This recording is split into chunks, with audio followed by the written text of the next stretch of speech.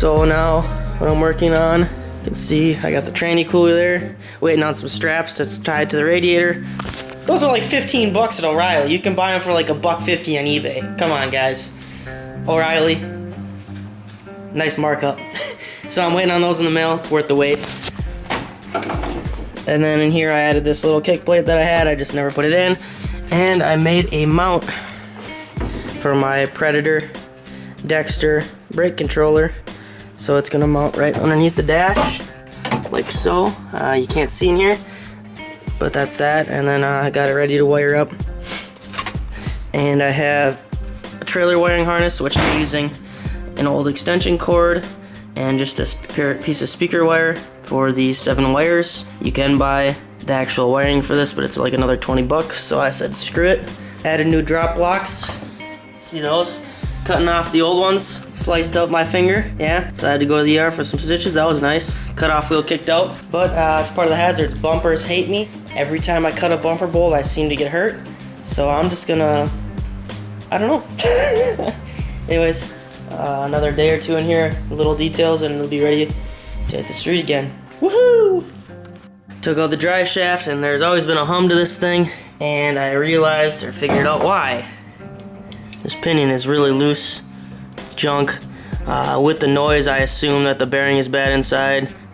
I don't know, I guess you'd have to be here to feel it, but I'm gonna rip this down and put a Yukon Master rebuild kit in it, and probably a Grizzly locker as well, since it's just a one-wheel wonder right now, and it's kind of annoying. You can see this tire, and then look at this tire. One-wheel burnouts. Yeah. Does amazing one-wheel burnouts. Now we're gonna make it do two-wheel burnouts. Whoa!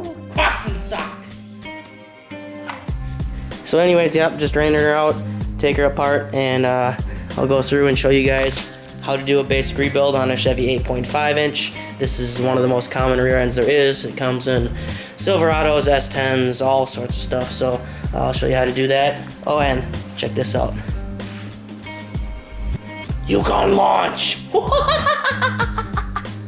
I jacked this thing back up, and I'm actually working on removing the valves. Now there's a bunch of different brands of valves, but there's one issue that always seems to come up, and that has to do with getting dirt or anything, contaminants in the valve, so the valve leaks down. Now this is kind of messy under here. You can see that I'm taking out, or that I labeled each one of these valves, and I used a bullet connectors, they're called. They just plug in, and you can unplug them, so if you have to service your valves, they're unpluggable. And what I did was I labeled each one with a number, so that I know each one goes to which valve, so I don't have to check them every time. Yeah, so anyways, I'm gonna take all these valves out, and I'm gonna clean them with soap and water and air tool oil, and then put them back together. That is the only way to do that, really, with these. These are SMC valves. These are 1/2 inch. These are pretty much the best valves on the market. But the only problem is they don't really make rebuild kits for them, so you gotta hope your stuff isn't ripped. If it's just dirty, it's cleanable, but if it's not, then you gotta buy a new valve. So I'm working on something with the 94 Silverado chassis, and this is the fuel filter. Now, these are a very common design in pretty much all the newer vehicles. It's a steel fuel filter housing with these fittings on the ends, and a lot of the times, these nice little flare fittings like to rust and corrode themselves onto there, and you can't get them off no matter how hard you try. Tried vice grips, tried everything short of heat, because obviously you don't want to use an open flame on fuel filters. Even tried using a pipe wrench. Anyways, I got one side off, couldn't get the other side off, fought with it for about 2 hours, and I said, fuck it, there's gotta be an easier way, and there is. Here's the Dorman quick disconnect, blah blah blah, fuel line repair kit. You can buy them at O'Reilly.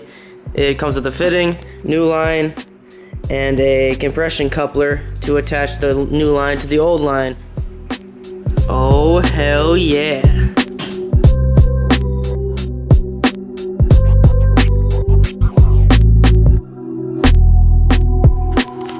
Time to install some more goodies.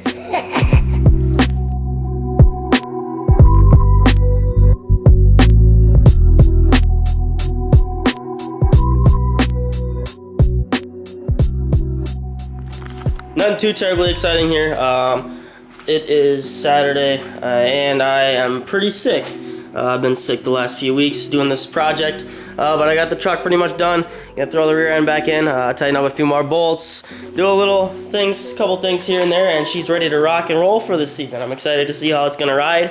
The new bags, new shocks, a bunch of beefing in the frame. It's gonna be really nice. I'm super freaking excited. So stay tuned for more updates on this truck, my other cars, and a few other things that are coming this summer, including, check this thing out, Mittler Bros, brand new power bead roller. Tinman 2 Kustoms rolling out here. Gonna go edit some video for you guys, and thanks for watching. Ciao, ciao, motherfucker.